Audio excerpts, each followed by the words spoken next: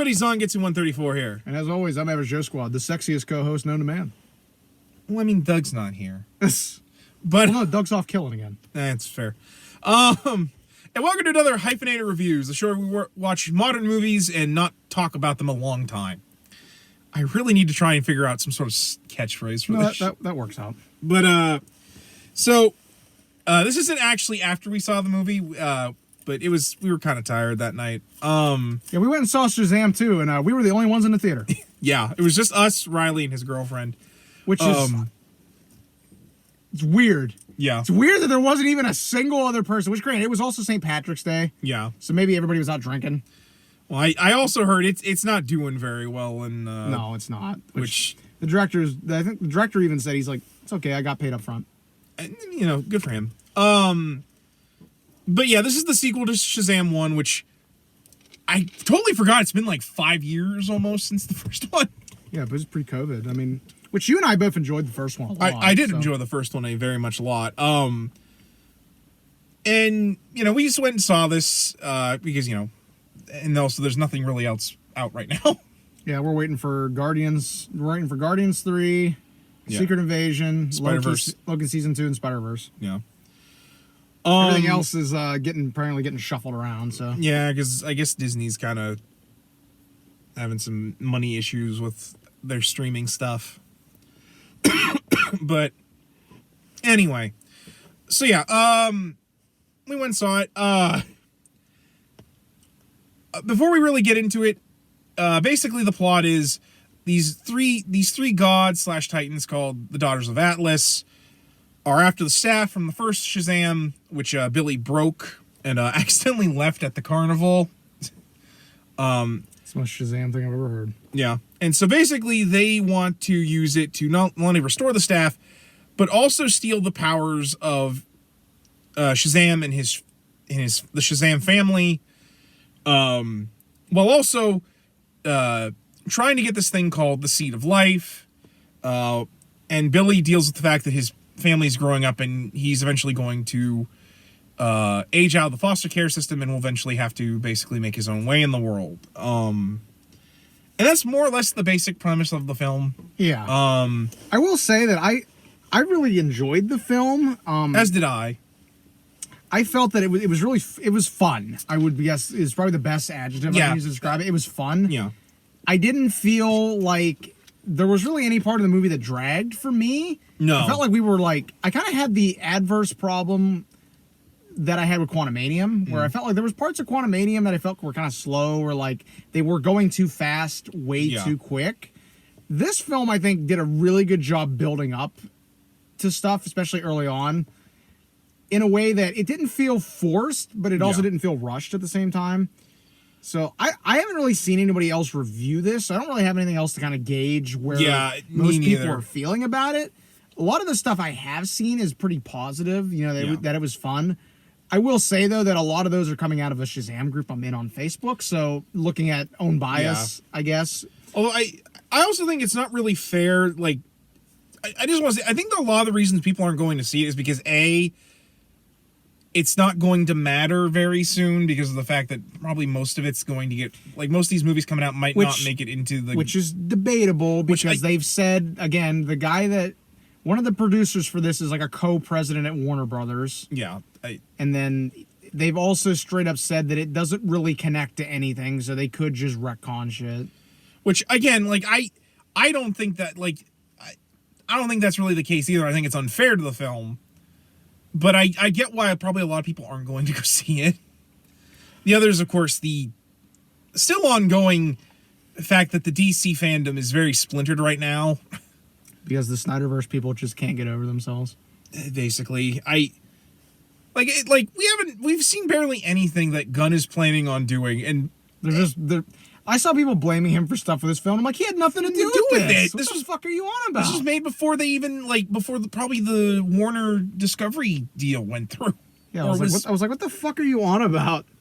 Like, I know I'm very apprehensive about the Blue Beetle film they're doing, mostly because George Lopez.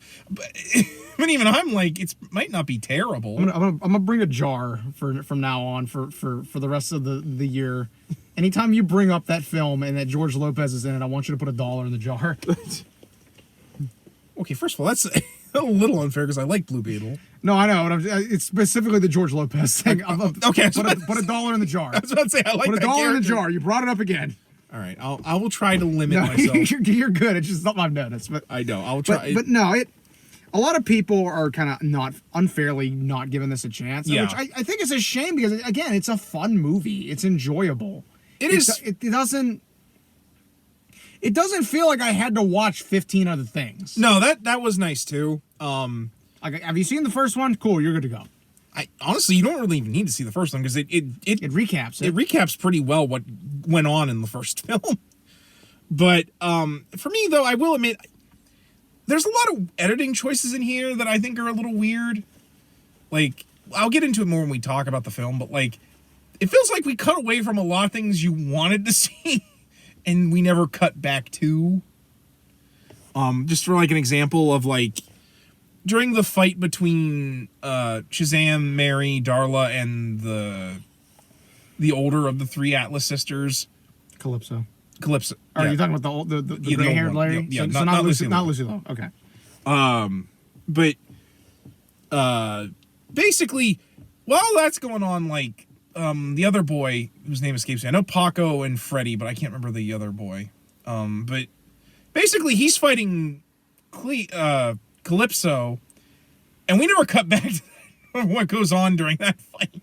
We spend the entire with Billy, Mary, and Darla. So like we never see what happens there. Which I'm like, I would have minded at least a little bit of cutting to that. It would have been nice to cut the action up a little bit with some with the other but like it's that the fact that like we spend a lot of time with Freddy and his subplot in this. And while I don't mind it like there's parts of this where I'm like, oh yeah, this was a Shazam film, wasn't it? Yeah. Especially because, like, I feel like Mary had, like, almost no screen time in this, and she was... Which I was like, Mary's, like, the only one of you people in this movie that's been fucking useful at all. Also, like, out of the original Shazam family, people know more, aside from Billy. Yeah. Like, I like Captain Marvel Jr. as much as the next person, but... I would have liked to have seen Mary Marvel a little more. Yeah, exactly. Well, then, not only that, like... I get that this is Shazam's movie, but it also really feels like the Marvel family really isn't as important to the plot as Billy himself is. Yeah, I can kind of see your point on I'm not saying to like a detriment. It just feels like there were some choices with the directing where we could have seen some more of the other family members. Yeah. No, I can definitely agree to that.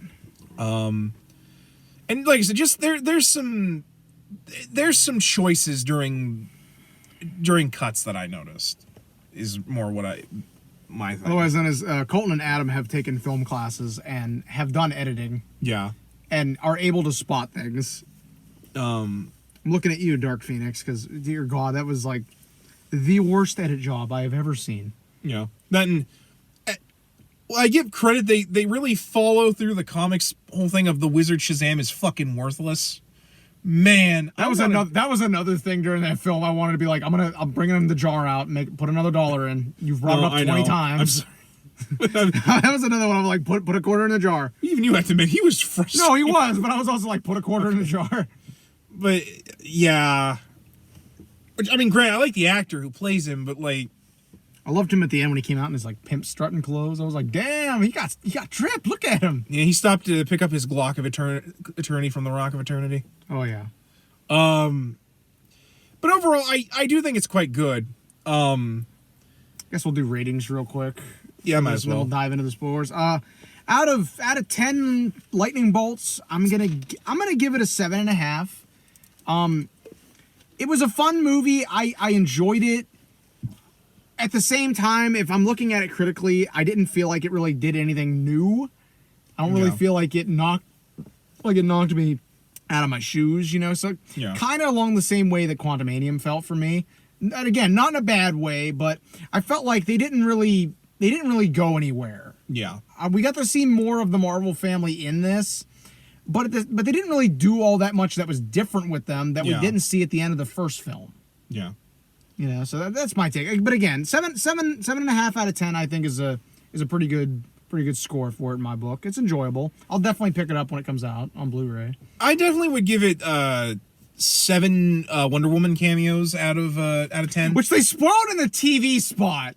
Yeah. Wow. Which is why I don't mind saying it here before we get into spoiler territory. No, it's in the TV spot. If it's in the trailer, it's not a spoiler. Yeah, it's not a spoiler. She shows up in the trailer. Which is fucking wild. Which I kind of want to talk about her cameo because it also kind of frustrated this film.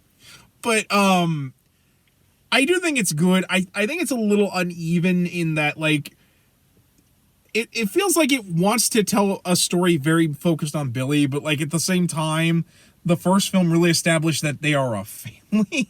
So, like, it feels like a lot of the rest of the Marvel family gets very sidelined with the exception of, like, Freddy, which annoys me because I like you would have liked to have seen more of Mary Marvel because she is arguably probably the character aside from Billy that most people really like and love seeing. You know, there's a reason why most of us hated Countdown to Final Crisis. It's what they did to poor Mary. Which don't look that up. But no, otherwise I think it was still enjoyable. Like I think it wasn't as good as the first film, but I enjoyed it and I would watch it again. It certainly didn't make me angry like, say, Iron Man 2 does. Well, okay, I shouldn't say angry, but like I like it more than Iron Man 2 in terms of a sequel. Which is basically my rating for if a sequel is really bad or not, basically.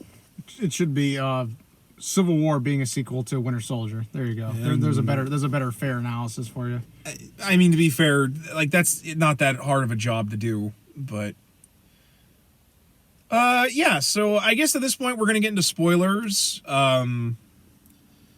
You know, so if you want to click off, now would be the time. But so here we go. Billy's mom be looking kind of thick though. Oh my god! In that one scene where she's in her pajamas. Really? Sorry. That was probably my favorite joke we were making when we were riffing the film. Yeah, because again, we were alone in the theater, so we just riffed the whole time, really, which was fun. I think Riley had a pretty good time doing that, honestly. Yeah. But I really like the new costumes. No, they looked really good. Yeah, I really like them. I mean, I think I liked the ones in the first film a little more, probably because they're a little more of like a traditional kind of look to the Shazam family costumes. But these ones weren't bad. They kind of felt like a little more modern take on them. Little lion emblems they have on the cape buttons. Yeah, I also kind of like it. It almost has like an armor look to it, which I think fits really, really well. Well, I think what they were doing is they kind of wanted to make them look a little bit more Grecian to kind of really tie them into the Greek pantheon. Yeah, which again definitely works. Yeah. I loved the part with where Mary, they were in the meeting and Mary had a hangover. Oh, she's got the big ass sunglasses. So it's just her outfit with the big sunglasses. That was really fun. Hands with the phone. like damn, your brightness hurts. Yeah, remember our joke was he didn't have dark mode on. Yeah, I was like, oh, what an animal. You just confirmed Billy doesn't uses light mode. Jeez. Yeah, Jesus, turn dark mode on, please. Like a normal person. But yeah, no, that was great. I also love that Darla stole one of the kittens when they were rescuing people and named it Tawny as reference to Tawny Tiger. Yeah, I like that. That was cute. I think the choreography for the fight scenes in this was really, really good. I would agree, yeah. No, the fight scenes were really well done. I didn't think any of the CG looked bad at all. No, it looked really good. I'm sure someone on the internet will bitch about it because that's all everybody does anymore is bitch about CGI. Yeah. Forgetting what it looked like in the fucking late 90s. Yeah. I also really, really like the creature design with like a lot of the Greek monsters. Yeah, I also did as well. The dragon. Like they had a hack raven in there basically. I was like, that was a deep cut. I was really excited they had a manticore. I remember I was like, oh hey, a manticore. Because a lot of people forget that manticores are a Greek thing. The fucking unicorn. Oh my god, those unicorns were awesome. Yeah, that was a cool scene, honestly. Well, so basically they needed like a monster to fight off the other monsters, and so they have this this sentient pen that can talk to them via writing with paper. His name was Steve, right? Yeah, Steve. Steve the pen. I wonder if he hangs out with Denny the street every once in a while. Probably hangs out with Vinny the stove too. Well, it's just Denny the street. He's just in a stove. No, I know Vinny the stove. Because there was that time he was Denny the brick. And basically, the pen suggests the king of beasts. And then the wizard Shazam is like, the unicorns, and they're fucking scary. And I they love make unicorns. The unicorns do not love you. and they made the unicorns like I actually give them like props. some shit out of like Lord of the Rings. Yeah, like they made them look like the Thestrals from like Harry Potter, like those weird like bat horses. And I was like, oh, you guys didn't do the stupid tames them using Skittles. That was funny as yeah, hell. because their favorite food is ambrosia, the nectar of the gods, and so it's very sweet. So Darla throws Skittles, which also leads into Darla saying, "Taste the rainbow, motherfucker," which was the funniest shit. Which, granted, they do censor the fucker part, but it was the feeling was there, and I was like, we all knew what it was. Yeah, I was like, that is beautiful. It was up right there with Peter saying "What the fuck" at the end of Far From Home. We all knew what he was saying. No, that was. I really like the interplay between the family members that we did see in this. Yeah. I feel like these actors all have a really good chemistry with one another. Yeah. It's why I hope if they do make a Shazam 3, even with the upheaval that's going to be coming with them rebooting. Yeah. I would like to see them keep these actors. Yeah.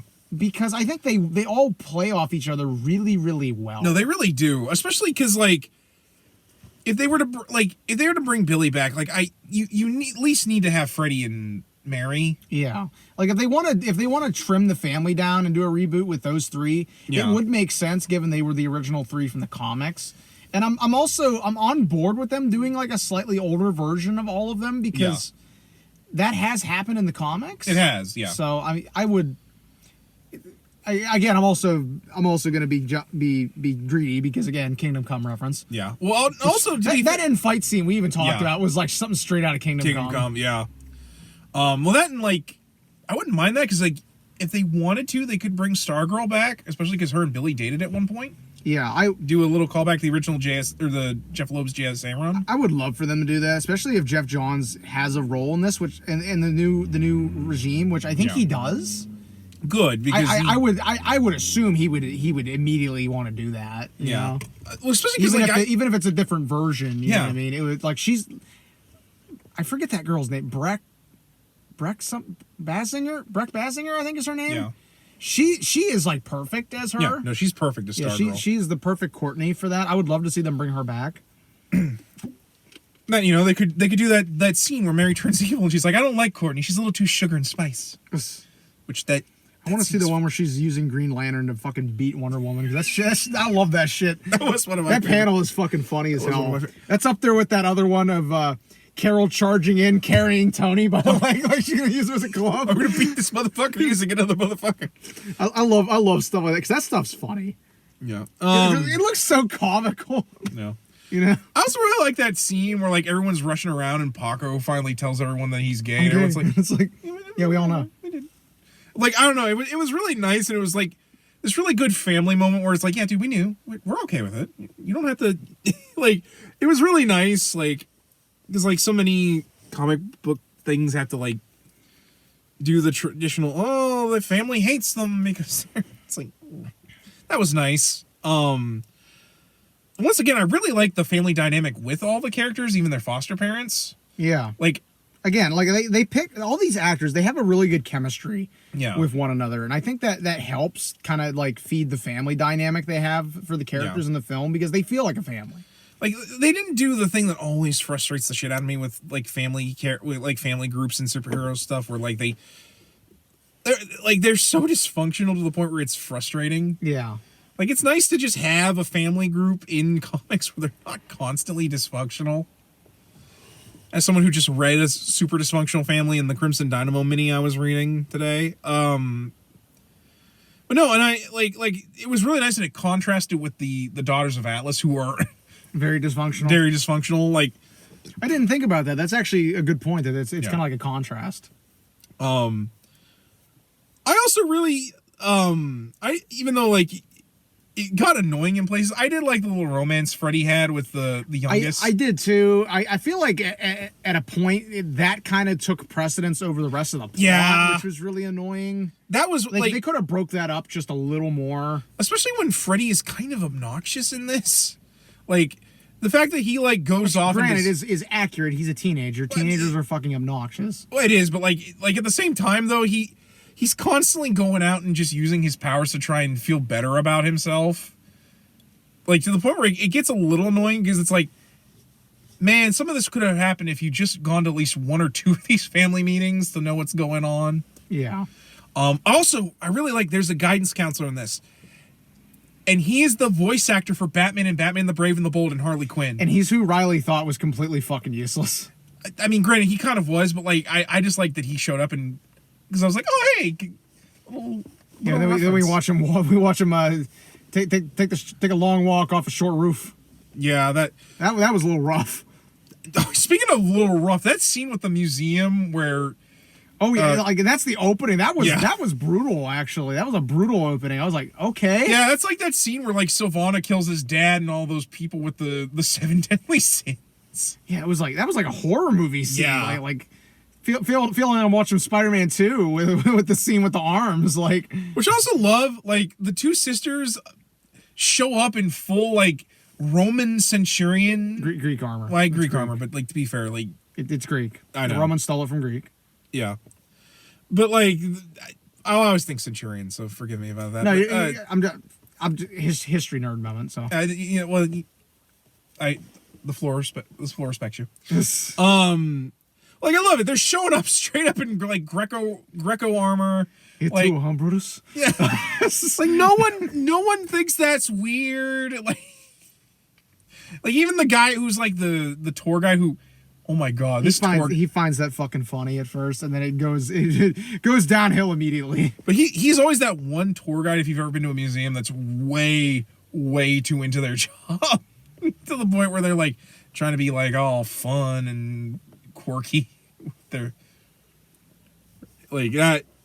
I mean, granted, I didn't want him to die like they die here, but I was like, they turn everybody in there into statues, and that was like, okay. And then knocked him over and shattered him. I'm like, damn. Lucy Liu's Calypso is fucking terrifying throughout most of this. I know. Like, dude, I'm gonna say this. The only reason I remember her name really, really well, and this is gonna sound stupid, she has the same name as a character in Xena Warrior Princess. No, that's fair, because so like my brain has been on that recently, but no, she was fantastic in the role. Well, I want to say as she always is. I want to say Calypso's also a villain in Wonder Woman. Yeah, I'm pretty sure. Yeah, the witch Calypso, the one that turns her into a pig in the Justice League cartoon. Yeah. Which, because that's the thing she did in the Odyssey. But no, she is terrifying in this, especially because her whole thing is like the daughters want to get this seed of life so they can repopulate the Greek god dimension they live in. That realm. Yeah, I guess it would just be called Olympus, but because apparently the gods are all dead or gone, which is confusing to me because Wonder Woman's a thing in this universe. And like she got her powers from the Greek gods. Let's be honest, this continuity's playing hard and fast with source material. That's also fair because I mean, granted, Ares was living among humanity in Wonder Woman 1, so I guess the idea is the gods like are in the mortal world. They could be just in hiding, but anyway. But basically, they want to do it, and they also want to steal Shazam's powers because that part of their power was from their dad, the stamina of Atlas. Although why they're mad at humanity for that, like because the wizard Shazam is part of that. Well, no, I know that, but like they should be more mad at the gods, considering the gods punished Atlas by making him hold up the earth. They're mad about the destruction altogether. I mean, fair. So therefore, they're mad at humanity. I mean, fair. They literally explained this. No, I know, but like I'm still like, but I mean, I get that, but not like the Greek gods were very nice to them either. Is my point. But also I don't know if actually Atlas was married to Nyx in mythology. Or the I'm goddess. not totally aware on that. But Well, they kind of get that weird because like they call her the goddess of death. I'm like, I thought she was the goddess of the night because Nyx is where we get the word for night. But yeah, basically they wanted to bring the life seed in because but then they want to throw it. Then Calypso's like, nah, fuck that, and plants the seed in the stadium in Philadelphia, Citizen Bank Park, which got some money. Out of this deal. They definitely got some money. City of Philly got some money. Growing it in the baseball stadium, which I think you and I were both like, I don't think that's not real grass, bro. It's turf. That's astroturf. I don't think you're going to grow anything there. Yeah. Although it looked like real grass here, so yeah. The end fight scene was good, was really really good looking in my opinion. Again, it really gave me off a lot of Kingdom Come vibes. Yeah. In just how it looked and kind of the way he uses the staff to charge up all the lightning and just stuff when as like a battery. And just when he delivers the final blow, he shouts Shazam to really bring the thunder down. No, that was really, really, really good. And then Billy also dies at the end of that fight. Yeah, leading into, I guess we'll address the Wonder Woman elephant in the room. So. Yeah. If you want to, you can, because I know. No, you go ahead. You were the one that wanted to bring it up, so. All right. So they bury Billy in Olympus, basically the place the sisters were. And they're very sad, and like I forget exactly what Darla says. She asks if like magic will ever return or something like that. Can't the staff bring him back or something? It's like the staff's dead and there are no more gods. And then Wonder Woman's like, actually, I have the god's power within me, so I should be able to do this. So she grabs the staff and she charges it up, which also brings life back to the dimension. And then Billy comes back as Shazam out of the grave like a zombie. He's like, I've been dead for like a second. You guys buried me? And of course, Billy comes back, but Billy also is horny for Wonder Woman. I mean, who isn't? We all understand. We all understood. But like, then there's this cute little men and moment. women both understand. And then Diana's like, and everyone else in between. Yeah. And then Diana's like, well, my job here is done. And then she leaves. I'm like, that's cool, Diana. Where were you when the dome got erected and everyone was... Where the fuck was the Justice League? Yeah, where the fuck was the Justice League for that? Where the fuck was Batman? Like shit, it was night at one point. Like, it's especially frustrating, like, because I know people are like, well, the Avengers don't show up in the MCU all the time. I'm like, yeah, because they don't, like... This seems like a Justice League level threat. Also, the Justice League normally have a satellite in orbit, so they always know what's going on. Yeah, this seems... Yeah, the fact Superman didn't show up is a little concerning. Well, especially because he can't be everywhere at once, but especially because Metropolis and Gotham are like right next to Philly. Yeah, Gotham's in New Jersey, and Metropolis is sometimes in New York. It's in New York. Yeah, so like literally, but Batman and Soup should have been like, "Oh, that shit's some fuck. We better go deal with it." Yeah, so that was a little bit of a plot hole, but if you suspend your disbelief for just a little bit.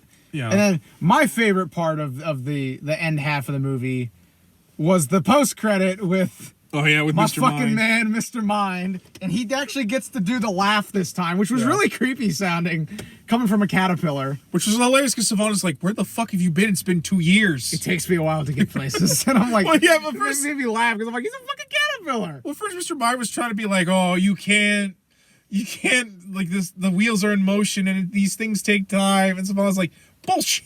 It's been 2 years. It takes me a while to get places. Look, it takes me a while to get... Soon I shall break you out. After I do this one more thing." And then he fucking leaves, and someone's like, "No! Get me out of here!"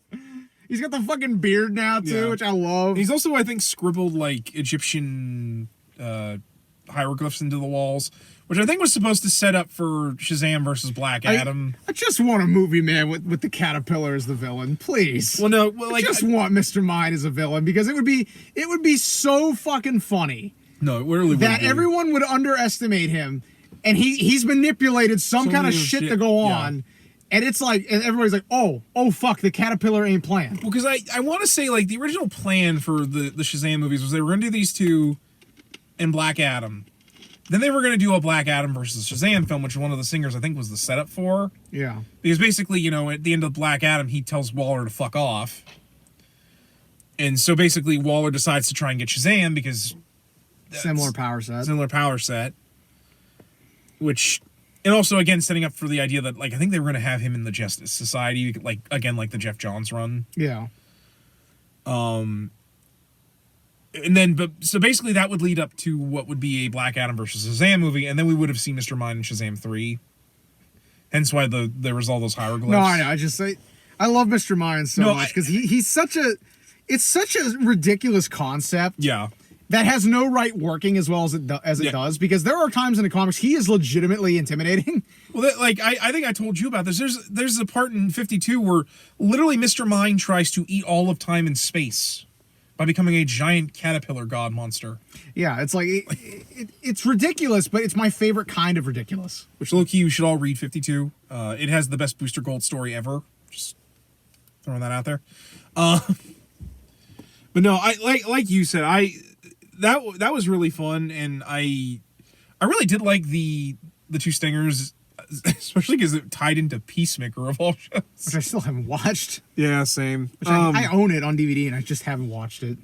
But no, I like I said, I really enjoyed this movie. It does get a little frustrating when there's points where the Justice League should have showed up. But again, I'm willing to suspend my disbelief for a little bit. I mean, as am I too. It's because we could also argue, okay, Death of Superman, where the fuck was everybody else? Yeah. At least some of them. I know some of you fucks were available. Yeah, there's a reason why they fixed that for the movie, the animated one. Yeah. But anyway. But like I said, going back to that final fight, there were scenes that like where Mary goes after like the staff, and like Billy is just like at the ground level watching her. Yeah, and I'm like, bro, what the fuck are you doing? Yeah, that was a weird cut. It felt like there was a scene that was there. Yeah, like there should have been like one of the other sisters like interrupting him. I feel like when we get the Blu-ray, there might be some deleted scenes. Yeah, at least I hope. Or even like listen to the commentary. Maybe the director can shed some light on that. The other, and it's more of a nitpick. Like how some of the Rock of Eternity looks. I think you and I both agreed it was very like very Hogwartsy, particularly that library. Yeah, I was getting a lot of Harry Potter vibes, and again, I wasn't a fan of that. So no, like I was like, I wish they could have done with that. all the doors. That was like, yeah, that was again some Harry Potter level shit.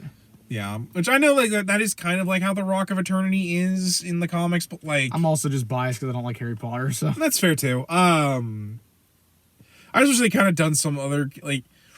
Also, having that massive library in there, I kind of wish like Dream of the Endless would have shown up, even though I know they don't technically own him. That would have been kind of fun. Yeah. Also, the fact that it was very obvious, like, even though it took me a minute, how obvious it was that apple that Shazam was just holding was. I think Riley was the one to call it out. Yeah, I was like, oh shit, yeah. Now that you mention that, that's really obvious. Especially because like it's basically the seed is basically the apple of discord. From the Iliad. Yeah, so I think we've covered it all pretty well. Again, yeah. I give it 7.5 stars out of 10. I give it a 7. I really like it. I'm a little saddened it's not doing well because I thought it was a decent film. No, as did I. Like it's not like it's just got a lot of cards being played against it. Yeah, and I think we're also at that point with superhero movies where people are like, it has to be like groundbreaking and innovative or it's just not good. Which like not everything can be that. Yeah. Like I don't understand why we come to this point with movies in general where it has to be like groundbreaking, innovative, has to win movie awards and be like an indie movie to be considered actual great cinema. I don't know. Like I feel like that does more problems with why the theater industry is dying than it is COVID or the fact that like mostly only superhero movies do any good in the box office. Yeah, a lot of stuff there. That could be the topic for a whole nother video. Yeah, that really would be. Otherwise, guys, if you want to go see it, it's in theaters now. Like I said, we recommend it. Yeah. I had a great time with it. I think we all did when we went and saw it. No, it was a lot of fun. So I would recommend going to see it. And that's that. Like I said, I got some more movies coming along. Hopefully we'll have some new, remember the Hyphens coming soon. Especially because I'm in the middle of reading through the Earth X stuff. Well, I also had an idea because of something that was coming up on Twitter about Alan Moore. Oh, no. Mostly because I want to read this apparently pitch he had. That one I told you about, the Twilight of Superheroes. Oh, God. Because I'm kind of curious about how weird it is and insane. No, that's fair. We'll get to it. We'll get to that. That I need to look up where it is so I can... So you can read it. Read it and send you the link, hopefully. Or we could just do like what you're planning to do with Earth X, where I just explain to you this nonsense after I read it. Yeah. So, but until then, guys, keep watching. And as always, I'm Average Joe Squad. And I'm Zangetsu134. And as always, we ask you, remember the hyphen? and take care.